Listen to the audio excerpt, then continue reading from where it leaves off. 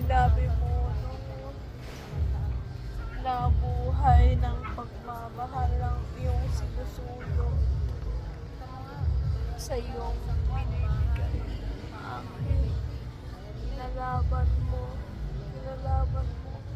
noon pa. Sinabi mo na yung bibigyan ng pandemya,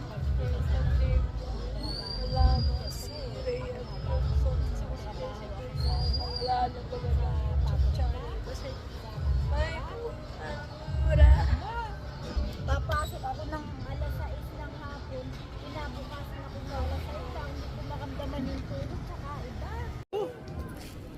Kasi nagbili